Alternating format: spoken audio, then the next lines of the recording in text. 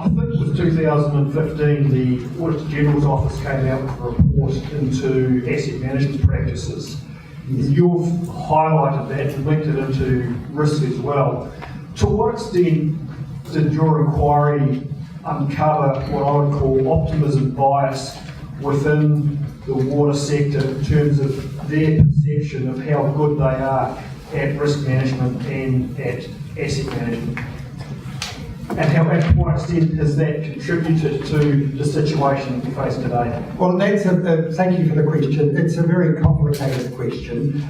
We had obviously to focus on the material that was in front of us, and as part of the work of the joint working group in Hawke's Bay, we asked the joint working group to look at that asset management, procurement and so on, and a lot of good work, extremely good work, was done by the Hastings District Council and the joint working group, and it was reported back to us.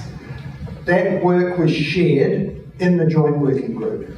So it is possible for good quality reviews of infrastructure, good quality planning to take place. But of course there are other pressures, including political pressures and views of residents, and they have to be obviously taken into account. But when it comes to safe drinking water, public health has to be paramount. And it's in that context that risks become significant. And that is why my address today focused on that feature. And obviously the matrix changes if suppliers can aggregate or work with other suppliers, because what they can purchase, when they can purchase it, and other steps that can be taken in terms of rationalising management change quite dramatically than in the case of the example that the Minister gave of small suppliers who we accepted may have found it difficult because of cost, because of deterioration of assets, and it just creeps up on you. There's one example, a very significant example in Martin, for example, where the infrastructure had asbestos degradation. And apparently Martin's not the only place that suffers from this. And we learned that to replace the supply of infrastructure that was made of asbestos would be quite significant. So, and that's recorded in the report. It's a very big question that you've asked, and of course it depends on the extent of the aggregation. We, in the report, did not say how many suppliers there should be. We thought that would have been presumptuous and would have preempted the further work that needed to be done and is being done under the leadership of the Minister. The costs that you outlined in your presentation today, is that purely the medical costs, or does that include lost work time, all those sort of costs? It includes some of the lost work time. To be fair, it's very difficult to get a handle on precise costs, but whichever way you dice it, the costs are significant from waterborne disease, and it's not just from major outbreaks. I think that the experts that we heard from, both within the DHBs and the health system generally, recognise that the disease burden in New Zealand was consistent with the figures contained in our report. Yes, Craig, it's you, who's on the joint working group in Hawke's Bay. Sorry, I can talk loudly. Just thank you, Justice Stevens, for the summary of many weeks together. Probably your compliance point is extremely fulsome. One thing that I think would add value to it around that how the current system is broke on drinking water is everyone needs to appreciate that Havelock North the year of the event was a fully compliant large water supply. So we had all that poisoning, those people who died, those people being seriously ill, under our ridiculous current drinking water standards, that system fully complied. So I guess answering back to one of the other questions there is when you have a fully compliant system, governance and executive management, it should be okay and you should trust it. The current system needs a full redesign, and as Dr. D talked to the inquiry, go away from lag indicators, truck at the bottom of the cliff, to actually a system that drives process control right back up the top of the cliff. And the sooner we move on with that, and we're concerned that that's going a bit too slow, with people holding onto the past. Thank you very much indeed. And there's some comments from the coalface, if I might so describe it. You mentioned Dr. Dare. The inquiry was extremely impressed with his work. He is an international expert operating in Australia. He's very familiar with regulation and the various forms of it.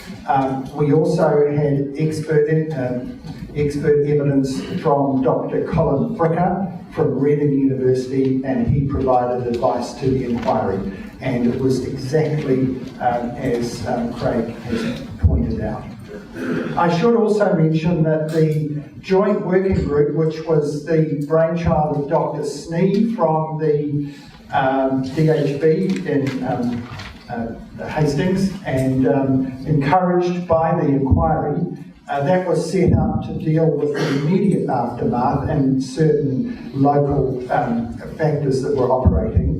But there was also one formed organically in the Canterbury area, and we understand that has been successful. So collaboration can go on in various ways, both across councils, district, regional, and the health sector, but also as in between suppliers.